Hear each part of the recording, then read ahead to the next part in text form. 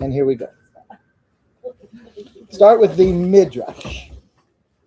Start with the Midrash here. Back in last week's Parsha, the Midrash already talks about something that's going to happen at the sea.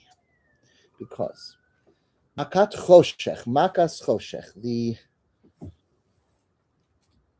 the plague of darkness. I want to record this as a voice now. So I'll try that. Okay. The plague of darkness, it says, all the plagues are supposed to be 7 days. And there's a midrash that explicitly says that. All the plagues lasted for 7 days. So how did the plague of darkness? Rabboseinu Amru, our sages taught us that there were 7 days of darkness. Ketzad, how did that work?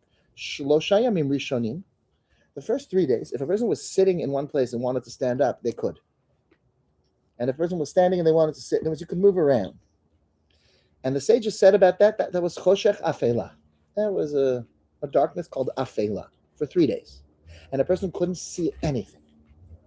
Shloshet yamim acherim, the next 3 days, mishahaya yoshev lo hayachol la'amod. People were trapped in place. You couldn't move. It was a thick, palpable darkness that you couldn't move. If you were sitting, you couldn't stand. You couldn't sit. Mishahaya rovetz, a person who had been crouching, right? Eina yachol liskof. You picture the person who was biting into a banana. 3 days, right? It's a comical scene. Aleya nemar v'lo kamu ish taftav. So where's the 7th day? The Midrash continues. 6 days of darkness were experienced in Egypt. The Hashevi'i. What about the 7th day? Ze Yom Choshech Shel Yam. This was the day of darkness at the sea. Yom Choshech. So it sounds like a 24-hour period, I guess it must have been. But it was a day of darkness at the Red Sea. Shenemar Vayehi Ha'anan V'Hachoshech V'Ya'eres Halayim. So there was darkness at the sea. And then, V'chein la'atid lavos, says the Midrash, in the end of times, HaKadosh Baruch Hu will bring Yavi HaKadosh Baruch Hu Choshech. In the end of days, there will be a huge darkness. Now that's a surprise, because the end of days we think is a time of tremendous light and wonder and happiness. The time of the sea, the experience of the Red Sea, was the moment that God reveals himself to the world. And there was darkness at the Red Sea. Okay, so we're going to deal with that. Another thing to keep in mind is that the plague of darkness for the Jewish people was a plague of light. It wasn't a plague at all. It says explicitly in the Torah that for the Jews there was light in their settlements, b'moshvosim. So the Jewish people experienced additional light when everyone else experienced darkness. Why is that? But the first question I want to explore is, why was it necessary to split this one plague in two? We don't find anywhere that the Midrash says there were 6 days of locusts here and 1 day over there at the Red Sea. We know that the Red Sea was a time that's described as having many plagues. So I want to explore just, first of all, the relationship between the Yam Suf, which is this week's parsha, the Jews showing up to the Red Sea, the Egyptians being finally punished and put to bed, and the Jewish people finally coming out as a free people who were truly out of Egypt. This sefer is called Yad Yosef, Rabbi Yosef Tzorfati. It means Rabbi Yosef the French. That's because he was not from France. Anybody whose last name is the name of a country is always because they were living somewhere else. So Rav Alfasi, right? You don't call, when I was in yeshiva, we had a boy, we called him Frenchie. And that's because the yeshiva was in Connecticut. Had the yeshiva been in Paris, there's no Frenchie, there's like American. So people whose last name became Alfasi, like because they're from Fez, Morocco, didn't live, their ancestors were from there. That's always the rule. So this is like 400 years ago, approximately. The Yad Yosef, amazing sefer on Chumash. And he has a few paragraphs I want to share with you.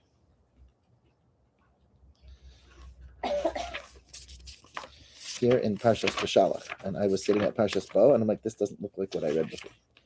So let's turn the pages. Here we go.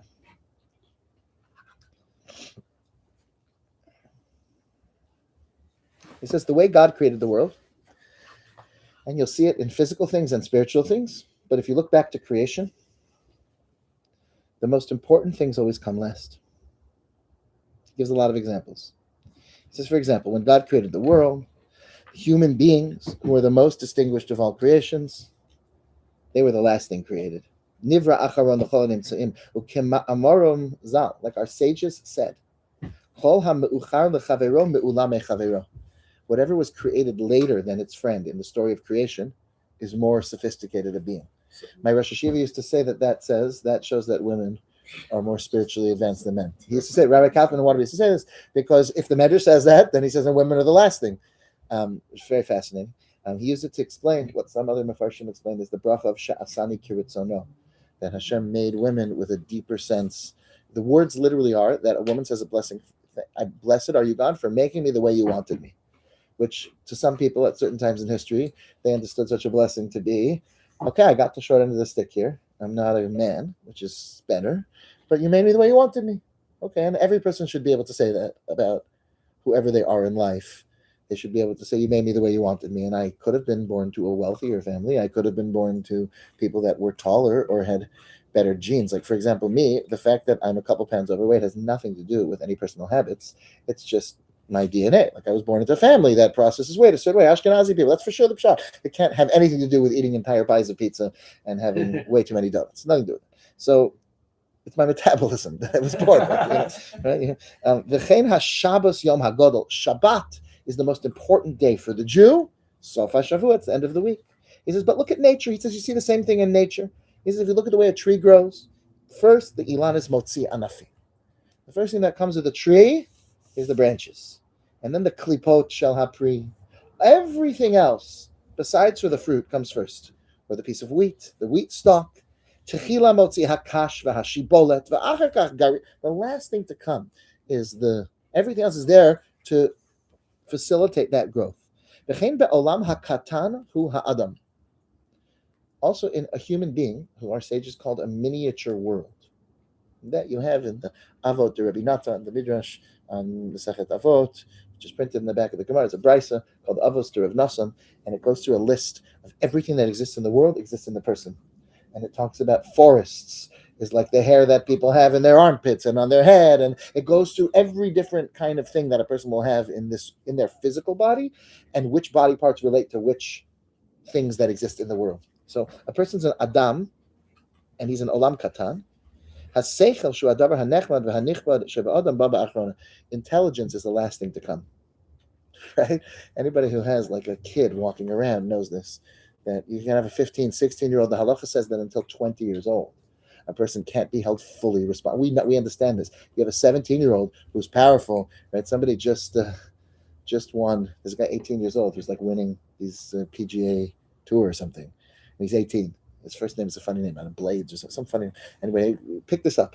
I don't know if about it, but he said something like, "I just finished high school like 2 weeks ago. This is really cool to be like in first place on the PGA Tour." That was the guy's quote. That's what I saw. And it's important to understand he's still not allowed to drink, and he just was allowed to drive. And he's physically one of the most successful people in his industry in the planet, but mentally, people's seichel takes a long time to develop. Even in general, human beings, you ever notice that it takes a really long time for a person to be a person? What does it mean? A shore, an ox, 1 day old is Kari Shore. It's called an ox. Right? You have an animal that's born, it's got to keep up with the herd like that. And if it can't walk within 2-3 days, it's finished. We really keep up. That's how it is with little animals. But when it comes to human beings, it's a long time before a child is self-sufficient at all and could ever make it. Years. So it's an interesting thing. Why is that so? But the answer is, the more sophisticated something is, the longer that thing takes to develop. It's always going to be the last and final thing. That's what he says. He says the same thing is going to be true also. Our sages tell us that a person should always prepare the way. Listen to this one. It says when the Jewish people go to war, so the pasuk says, Miha ish, that the Kohen will get up and say, here are the people that don't have to come to war. Miha ish asher bana bayis, is there any man here who just built a home or started a business? Nata karem, that means he planted a vineyard. Umiya ish asher aras isha, or a man who betrothed a wife. So any of those three. Says the Gemara, Limedcha Torah derech eretz. The Torah teaches us how you should live. Sheyivne adam bayit. Person should first build himself a house, and then yitakerem, and then find a way to support himself. And only afterwards should you marry a wife.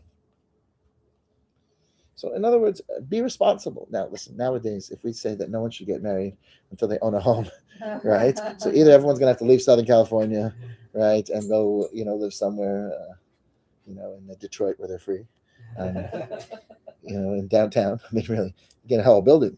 If you get the squatters out, you have a house. Um, so, but the idea that a person should do things in a responsible way, and that's how it's supposed to be. It's not You're not supposed to have all the results and all the successes in the beginning.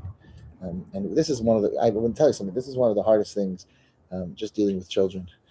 You have a teenage girl around the house, they're panicking because I don't even know what's because. It could be some social thing. It could be because they have a math test in 2 days. It could be all kinds of things but the way that they will express themselves and is never going to be like a sophisticated, like I'm feeling a little bit frustrated and having a hard time managing my anxiety here. It's just going to come out like screaming at somebody about the laundry or something, right? Like that's what comes out. And parents are constantly panicked about this. Whenever I have an opportunity to speak to parents, especially of girls in this specific detail of like how they they're very emotional teenage girls, and you say like, listen, if your daughter screams in the house in a way that you can never believe another human being could do, except you used to do that also when you were a teenager, but you were the exception, and like obviously you kind of blocked that out, right? But like that, and it's not just your kid, and it's going to be okay in the end, and like the level of relief that washes over people's face when they discover that this is basically a universal thing is very helpful. But the idea is, what do we do then? What do we do? How do we raise a kid who it's going to be years before they really are who they're supposed to be? And right now, so the answer seems to be, first of all, you have to know this. You have to know that you can't take something out of the ground that you want to grow and start pulling it harder early. So the kid who's sitting in shul with his father from the younger age for 3 hours at a time, it's not necessarily the healthiest move. Pulling that out early, you let things grow at their own pace, is really the healthiest way for a plant to grow. But a second thing is to know that you can water it and give it the nutrients. There's a lot you can do for a plant so that when it's finally grown, it got all the nutrients and strength and everything it needed. So that child who's struggling to scream and yell, whatever they're doing, it's very valuable for that child to, in general in their life, to be developing the self-esteem and the tools so that when they get to the age where they can look at themselves in the mirror and say, I don't like that when I feel a lot of stress, the way it expresses itself is so shrill. I don't like that. That's not going to be so great for my marriage or for my, right? So then they will have all the tools to be able to do that work and say, okay, you know what? I'm going to start noticing my feelings and etc. You may not be able to do it right away because they're younger and every age has its, but you can give it what it needs. So it's worthwhile to understand it's how it's supposed to be. It takes time, and you got to start thinking now. One of the best lessons that you see from here is you can pay now, or you can pay later. In other words, you can get your degree, or your parnasa, or whatever you need now, or you can try to scramble after you've got 4 kids and know way to support them, right? And be like, oh shoot, I better figure this out. And the Gemara is saying that the good things come at the end of the hard work and of the process, and that's exactly how life is supposed to be. Okay. Then he says, he answers a couple other things.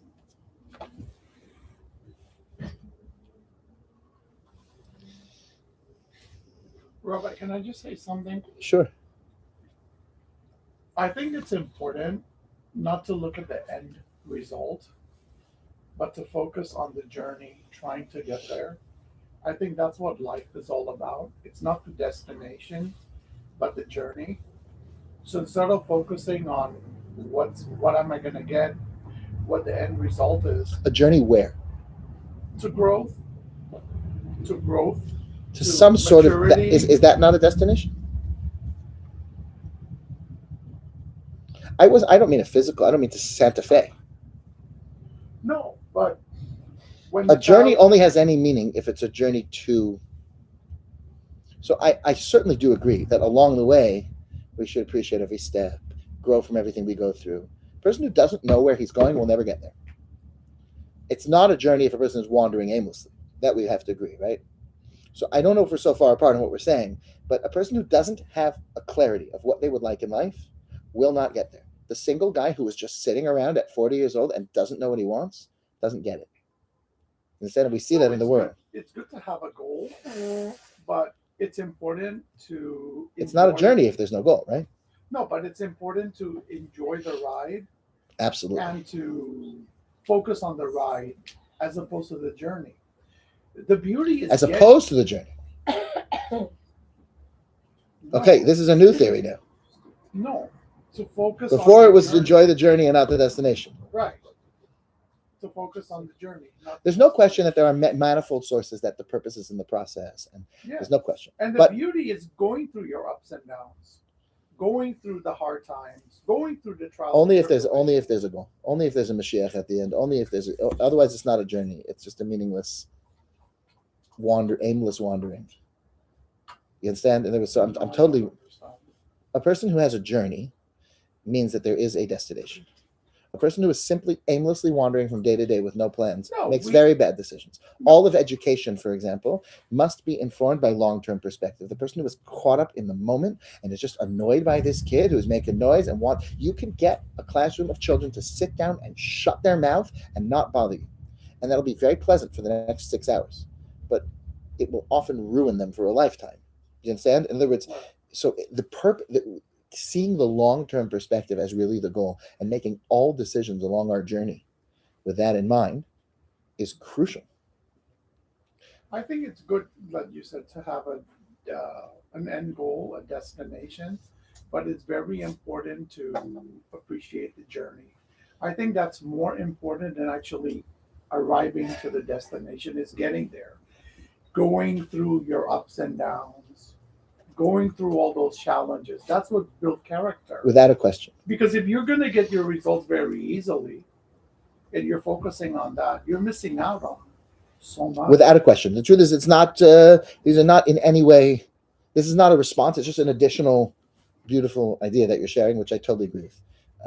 But I don't think it discounts any of what we're learning at all. In other words, these are not at loggerheads. No, but I think a lot of us in general, we're so focused on the end result.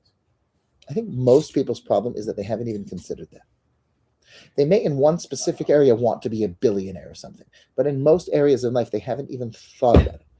Most people have not even thought about what sort of child am I really trying to raise? What sort of home do I really want to build? They're dating somebody, and the things they're thinking about in terms of this person have very little to do with 10, 20, 30 years of life, and has everything to do with how that person presents at a cocktail party. One of the hardest things for people to do is to have a long-term perspective that's wise enough to really make the decisions that will fill them with true happiness and meaning. So, but I'm totally with you. One more thing here. He says the Torah is compared to a tree, and a person is like a tree. And he says, just like a tree grows every single day, there is no day in a tree that it doesn't have some kind of growth, some kind of impact that can be measured, even though it's tiny. He says, that is how human beings are expected to live their life. Then he says as follows. He says, the Yam Suf came at the end of this whole process in Egypt. And the purpose of the Egyptian process was two things. First of all, there were 10 plagues. But the plagues had a negative impact on the Egyptians, and they had an enlightening impact on the Jewish people. Nagof virafo, everything bad that happened to the Egyptians informed the Jewish people that there is a God, and he is paying attention to us and to those who suffer and so forth. And it says, the miracles that happened, therefore, in Mitzrayim, he goes through what it says in the Haggadah, that there were, Rabbi Yossi teaches us, Rabbi Yossi Aglili says the Egyptians, right, they only got 10 plagues there, but then they had 50 at the Red Sea. And he says, listen, this is not primarily talking about quantity, even though it's all numbers. He says, he gives examples. He says, very often, we will express something of great value by using numbers. So you say a person gave me something that's worth many gold coins. And what the person gave him was nothing physical, but he gave him honor or something. We'll say this. I often like to say that, learning a Masechta, learning one parak, one pasuk of Torah is worth a whole block of apartment buildings. So I don't mean that financially you could sell it for that. So he says that is what our sages were telling us. That is what they meant. What's happening? Did it stop my recording? I'd be disappointed if it stopped my recording.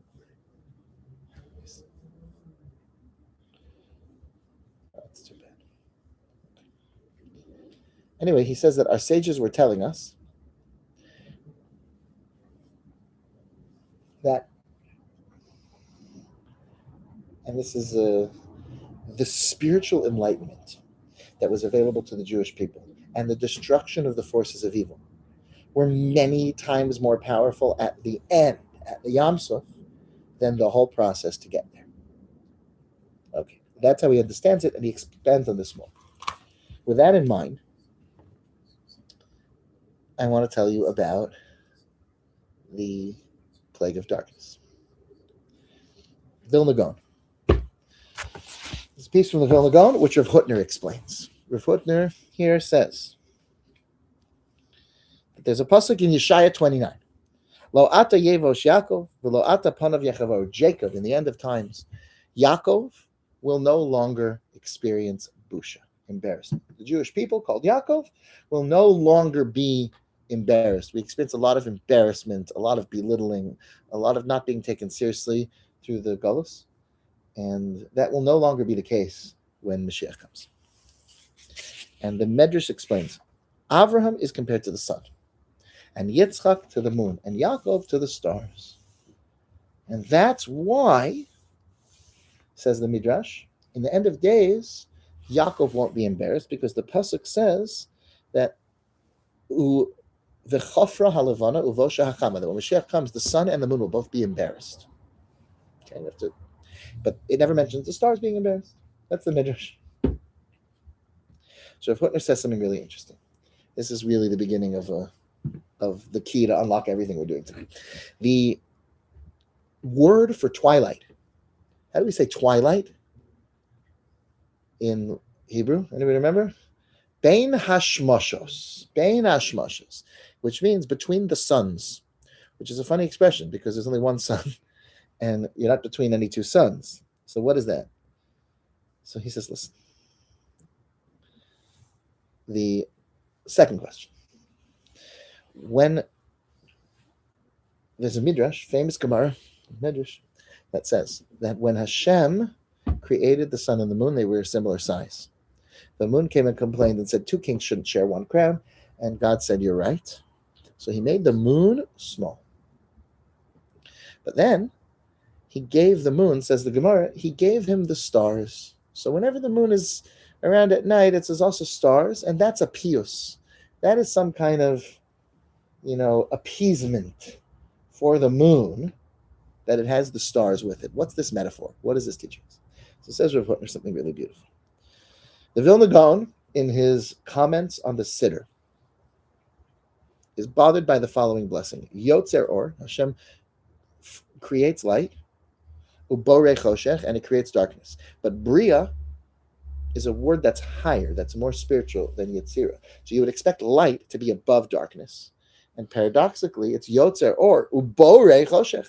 Says Rav Hutner, the Vilna Gaon explains, and he picked it from a few words of the Vilna Gaon, which are very cryptic. But he says, since some light is not darkness at all, some darkness is not darkness at all, but rather it's a light that is so powerful that it's maka osanu besanverim, that it blinds us. There's a light that is so powerful that we can't experience it. We experience it as darkness. But that's not because it's an absence of light. It's because there's more light. And he says that's why we call the nighttime. You see, the nighttime is actually a time where there is more spiritual potential. There's more light. And the darkness of this physical world is not really because there's not enough light. It's a metaphor, right? In times of darkness, Olam Hazeh is a place where there's God's readily available at every moment. There's so much spirituality in everything you see. Everything is from Hashem. Everything is God. We're blinded to it. The story they tell us of the fish swimming around, and he sees his neighbor. He says, hey, good morning, Bill. How's the water today? And Bill looks at him and says, what the heck is water? Right? Because we exist. God is everything. He's everywhere. We're like, I don't know if I believe in God. What are you kidding? Right? It's everything. It's everywhere. We're so soaking in it. But darkness, the darkness we experience in this world is a darkness of too much light. That's what Rav Hutner says. He says that's what we call it, bein hashmashos. And then he says that that's what it means, that the stars, the honor to the moon, right, is that ultimately the time of darkness is a bigger and brighter light. It's a brighter light in a certain way. And the stars, he says, are that little breaking through of little tiny suns. We get a little bit of light that comes through in the night. It doesn't do much to alleviate the darkness, but it reminds us that this is not a time of darkness. It's really a time of light, and we can believe in that, and we can know that. And he says that's what a Jew's supposed to look at when he sees the stars. He even says that on Sukkot, we know that a sukkah is something that Yaakov built. Yaakov Avinu is the one who built the sukkah, and he says that's why Yaakov Avinu is the one who. That's why he's the one that's related to the sukkah. The Torah says he built for his animal Sukkot. It's the first place that word used, and so you have to see the stars through the sukkah. And he says because he has a lot of beautiful things to connect to this. One last thing.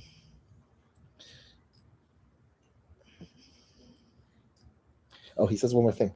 He says that's why a blind person, in the language of our sages, is called Sagi Nahor, which means a person with too much light. So there's a whole kind of way of talking in Hebrew where we say the opposite of what we mean sometimes, and it's called Lashon Sagi Nahor. Like we'll call Friday night Kiddush Kiddush, and Shabbat morning Kiddusha Rabbah, which means the great Kiddush, because it's the less important one.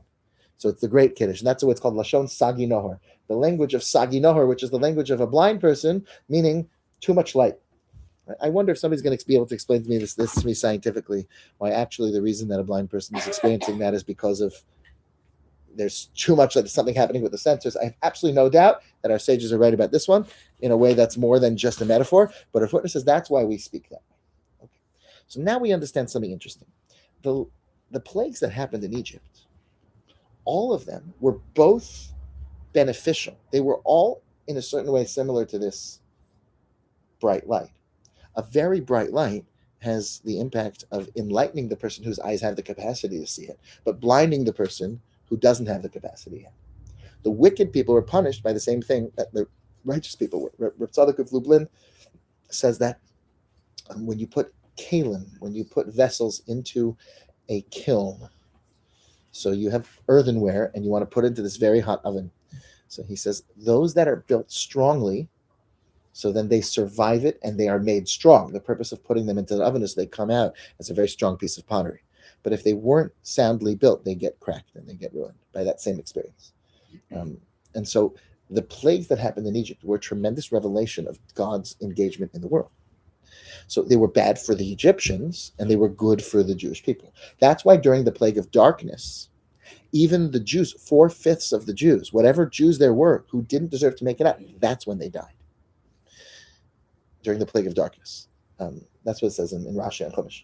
And the Medrash says as well. So that's that. That was the idea. In other words, this was the time of tremendous. If you were a good person who was hoping for the future, who was hoping to get out of Egypt, etc., so then those people made it out, even if they were imperfect, but they were good enough for that. But the person who couldn't see it, so then it was crushing, and that's how it is in life. The Ribui Haor. Now, what is this light? So, in the Garden of Eden, in Gan Eden, it was a place of light, and it says in the Midrash, in the Pirkei Eliezer, that Adam and Chava had this unbelievable awareness and this beautiful light in Gan Eden.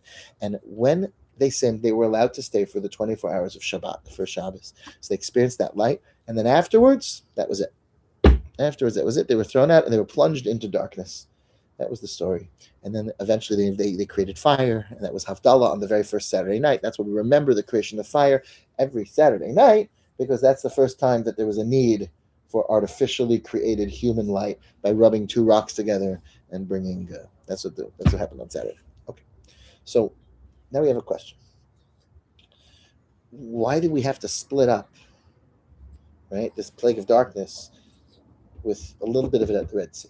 Well, what was this light? So the Gemara says this light that Hashem created in the beginning of the world was a beautiful light called the Or HaGanuz. It's the hidden light, because God didn't want wicked people to misuse this light. So he stored it away for the righteous people, the Asir Bava, in the end of days. And therefore, you can't really access this light in this world, but there are moments that you can. So, for example, Shabbos, which is Me'ein Olam Haba, Shabbos is a time of light. The day that they left Mitzrayim, was called Shabbos by the Torah. Mimachar asa Shabbos. We start counting Sfiras Omer from the day after the Shabbos. So days that have a very special connection with this are days of light. So it's brought. We have here in the Frankel edition of Rabbi Shafan Shemos. We brought a whole bunch of sources of the night that they left Egypt. It says the night. Here's the language of the Zohar. The night was as light as a day in the middle of the summer. Laila kayom yoir kachashecha kaora. The unique light of Yetzias Mitzrayim. The nighttime was as bright as the day when they left Egypt. Now, again, I don't understand whether or not you're meant to understand this as a physical experience, as a metaphor, but at that moment, it was incredibly bright. It answers a lot of interesting questions because many Mefarshim in the world of just learning want to know how did they do a bris milah right before the Korban Pesach, if that was in the middle of the night. And some say it didn't count as the night because the sun was out and it was halachically considered the day. They had this great, I found something interesting here. This is a sefer called Chazon Nachum, Shailos and Shuvas. He says, if somebody swore that he would never, ever look upon the face of his brother again, I will never see that jerk again. He married a girl from the wrong town or something. We're from Shiraz. No, you know how it is. People get frustrated with it, right? They marry the wrong person, right? I'm just thinking of one specific guy. My brother-in-law. So that's it. Never talking to my brother again. And then the brother dies. Can he be engaged? And he's the only Chaver Kadisha guy around. Can he do the tahara for his brother? So Rabbi Yosef Engel has a conversation. Is that his brother? Right? Is a dead person considered still a person? It's an interesting question. Halacha. What does halacha say? So listen to what he does. He says like this. He's quoting a different sefer called Beis David, and this was like a letter that he wrote with thoughts about what it said in that sefer. He said, I got your sefer, I loved it. So in this letter he says, listen, you brought from the Zohar in Parshas Beshalach, our parsha. It says, Vayar Yisrael es Mitzrayim mes asvas ayam. Hashem said, you're not going to see these people again. You're not going to see the Egyptians again. And then they saw them dead at the side of the Yam Suf. So the Zohar says, Mesin chamu lahon. They saw them when they were dead, so it's not a problem. So he wanted to use that teaching from the Zohar to allow this person to go and take care of his deceased brother. Shuvra isi sheromas aval yesh makor lachkar od benisha shalir pnei achiv imuter. Okay, then he says like this about the Zohar. He goes on a little bit about the halacha. He says the Orach Chaim says a different thing. The Orach Chaim says you were never going to see the Egyptians again because Paro. There's a story with Paro. Paro called to Moshe. By Yikra Moshe Laila. Remember, Paro said, you will never see, the day you see my face again, I'm going to kill you. And Moshe said, you're right, I'm never going to see your face. You'll never see me again. Right? So then Paro called for Moshe. So Moshe already said, so he said, it's Laila. So it says the Orach Chaim, it's pitch dark out there. So we can still communicate, and you won't have to see my face because it was the nighttime. So he says here, it was the nighttime. And therefore, right, the fact that they were aware that these people were dead on the side of the, how is it possible that they even saw them at the Yam Suf? Which means that he understood that the splitting of the sea happened in the nighttime. All in the dark. So he says, Yitachan mishum de'az laila kiyom ya'ir. Because when the sea split, the Zohar says it was bright. It was bright outside. And that's why the Zohar has to answer what it did about the face of a dead person, not. That's what he says. Now, it's very interesting. Not only that, there are many places, points out, that throughout the time of the Jewish people being at the Yam Suf, they would, it says in the Torah, they saw this, they saw that, the Egyptian. The experience of God revealing himself and showing that he's engaged in everything in the world is a very, very bright and beautiful light. But there's a danger for that. The wicked person, that's what I'm saying, can misuse the idea that God is in control. God is engaged in everything by losing every bit, by deciding not to take personal responsibility for anything. You see, we have two teachings. We have the choice, the teaching of free choice. That human beings have choice and they can make a difference and you can improve the lives of others and you can give charity, right? You can really help people. And then we have this part which is like God's in control. And they're both absolutely true and they need to be used properly. They're both very bright lights that are true. The right time, says Reb Nachman of Breslov, says Reb Tzadok of Lublin, the right time to use free choice is before you make a decision. So you have the choice who you're going to marry and how you're going to live your life, and you need to make the right choices. Afterwards, once things are out of our hands, we've made our choices, then we have to look at the world as though Hashem is running the show completely and he runs everything, because these are two things that are true at once, the Rambam says, and a person can't really reconcile them philosophically. What most people tend to do is the opposite. If things aren't going right, they blame themselves a lot.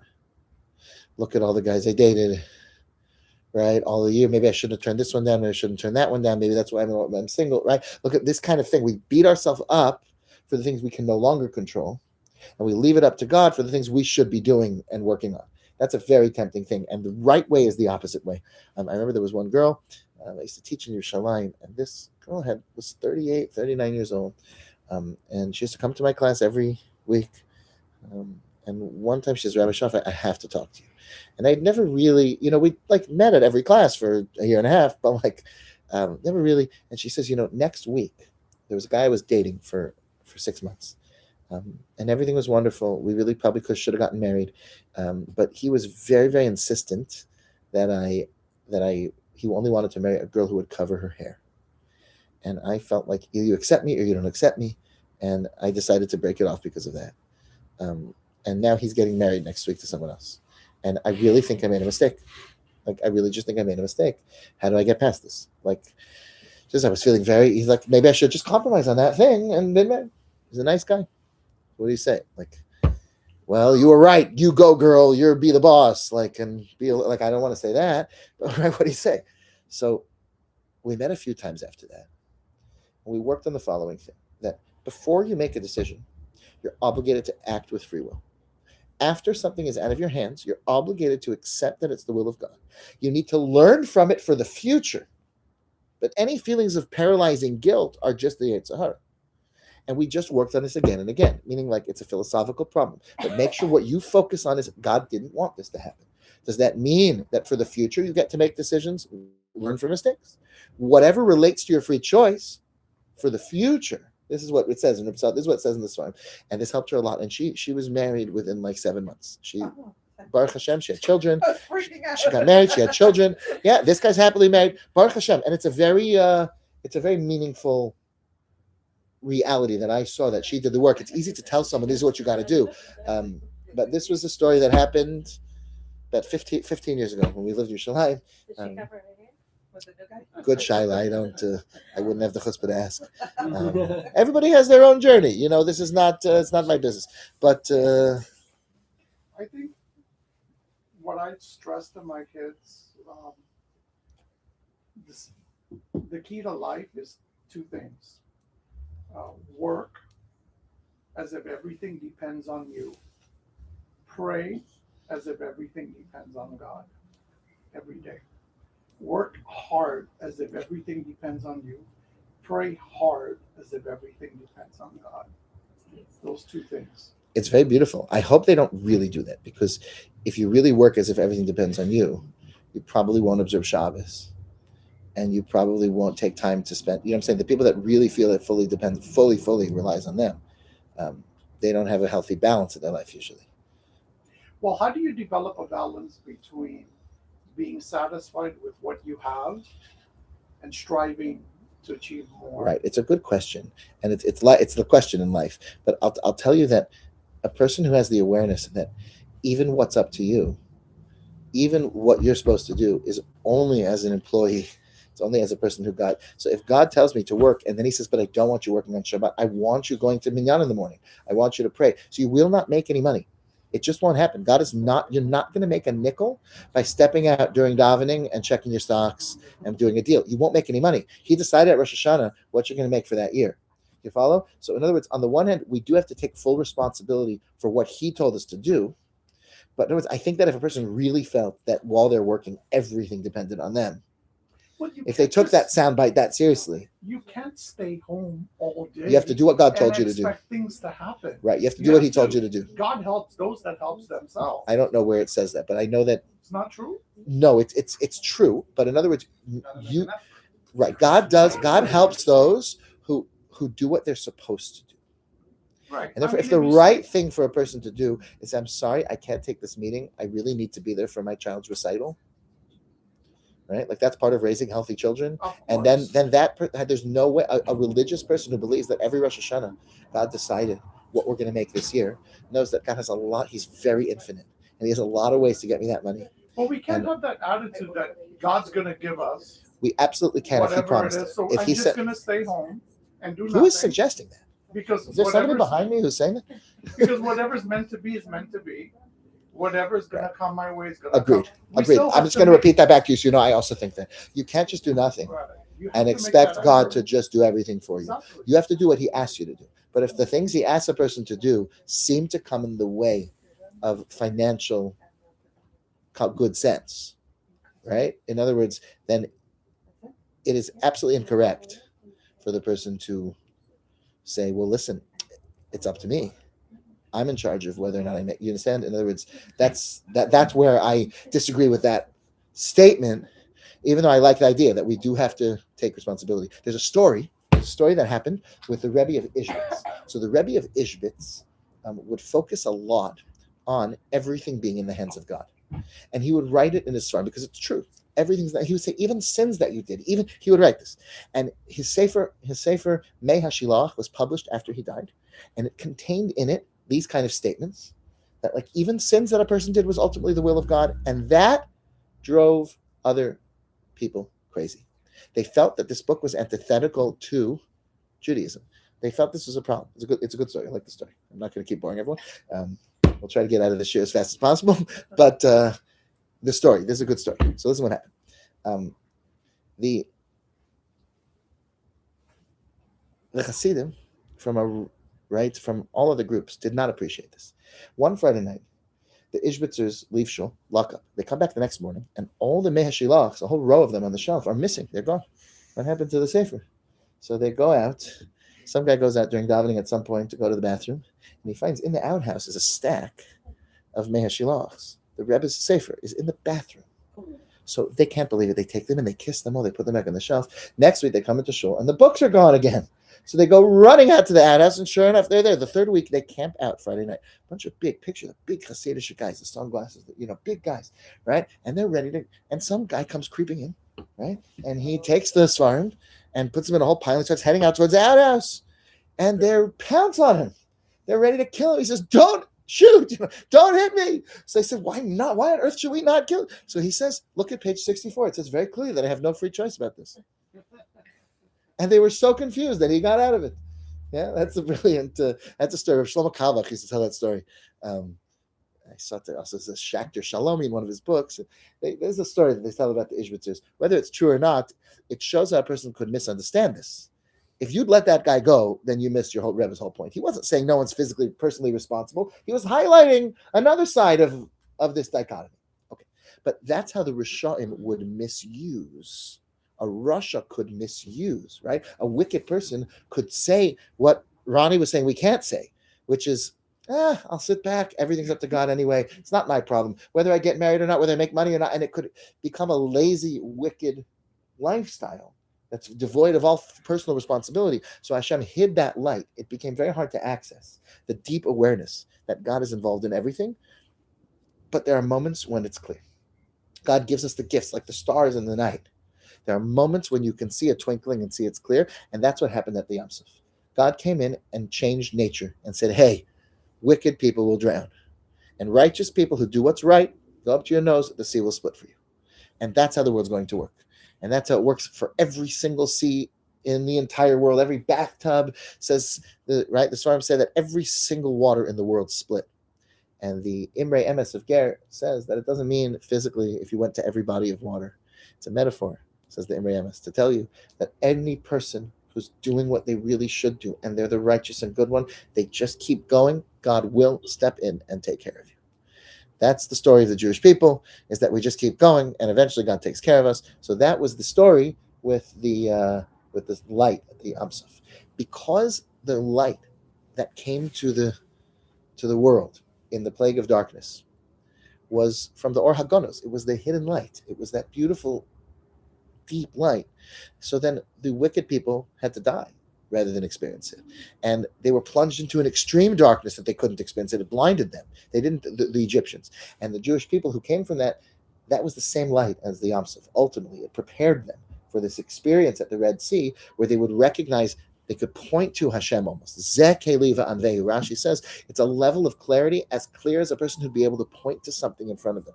And they were able to have that experience. That experience, which is rare in world history, is the experience of enormous light that is so powerful that it generally blinds us. But they were built up through this experience to be able to at least have a little taste for a few moments of this light. There's a story here that I want to share with you. Everyone knows that this book is falling apart, and I should really just order another one. But you know what? It still has the words on the page. And I got to tell you this story. I don't know. I don't like to read stories to people, but I can't do a better job than Genendel Krohn. So this woman named Claire Schneider, after many decades of being single, came to terms with the sad reality that she'd probably never get married. And she decided that she wanted to retire early, though, after a lot of consideration, and foster a child. But it wasn't a typical child she wanted to raise. She specifically wanted a child with a disability. She heard of a baby boy with spina bifida who had been born to the Freunds. This is a Hasidic family in New York. At that time, children with disabilities were viewed by certain communities as a source of shame for their families. As such, many parents would lock away their special children or offer them up for foster care. It's just a reality that used to be. Reb Avram Shia Freund and his wife were worried that their severely handicapped son, who they named Rafael, would tarnish their family's reputation, and they sought a frum home to care for him. They wanted a religious home. Claire took the baby home from the hospital and treated him like it was her own child. She lavished him with love and attention that for all these years she'd been looking for somebody to love. She was of Lithuanian descent. She was not Hasidic. She was sensitive to every Hasidic preference of the Freunds. Consulted with them about which hechshers to serve in her home from now on. She invited, when it was time for his upsharon, she invited the father to come take the first snip of the boy's hair, right, leaving the big Hasidish payas. Throughout the years, she carried him up and down 3 flights of stairs every time they came in and out of the apartment, multiple times a day. And it wasn't easy for her, and she cared for him happily, loving him, therapists, doctor's appointments, determined to make him as high functioning as possible. Okay. When he was 7 years old, she convinced them to take their son back into their home. In other words, she just realized that, she adored this child. And at Claire's funeral in June 2013, the father of Avram Shia Freund spoke about this woman who raised his son for so many years. Then he said, you would think Claire left this world without any children. In reality, when she gets to Shemayim, she'll see that she has many, many children. Everyone at the funeral was confused. And what could he be talking about? So he said, for many years, it was very difficult for people in our community to come to terms with having a child with special needs in the family. But no one wanted to ruin their family's reputation. Originally, when Rafael was born, we were too ashamed of his disabilities. But after Claire shamelessly took him out in public and loved him and showed that despite his disabilities, he was so beautiful, we felt that we could live up to that and do the same. The first Shabbos after we brought him home, I wheeled him to shul, determined to quell the stigma that had therefore been associated with such a child. Shachris began at 9:30 on a Shabbos morning. That's an early Hasidic minute. I deliberately waited until 9:45 to enter the large shul so that it would be filled to capacity.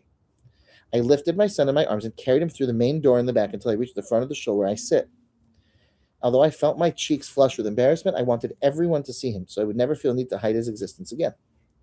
Amazingly, 10 or 15 children gathered around him after davening and spoke to him. The following Shabbos, a friend of mine whose wife had just given birth to a little girl with Down syndrome told me that after seeing me with my son, gave him the courage to bring his daughter home from the hospital instead of offering her as a foster child.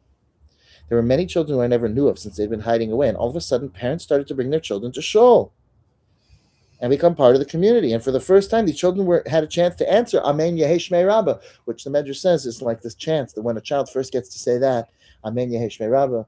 According to one opinion, that's when their soul has a place in heaven. Like that's an amazing achievement, even once in a lifetime.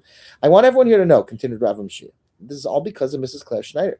She enabled me to come to terms with my son's disabilities, gave me the strength to bring him to shul, which served as the impetus for all these other families to accept their children. These children have been embraced by our community because of her, but it goes beyond that. I wanted my child to get proper education, but no religious institution was willing to accept him because no one was equipped to deal with his severe handicaps. Determined to do whatever I could for my child, we started a school. This is a real place called Sharei Chemla.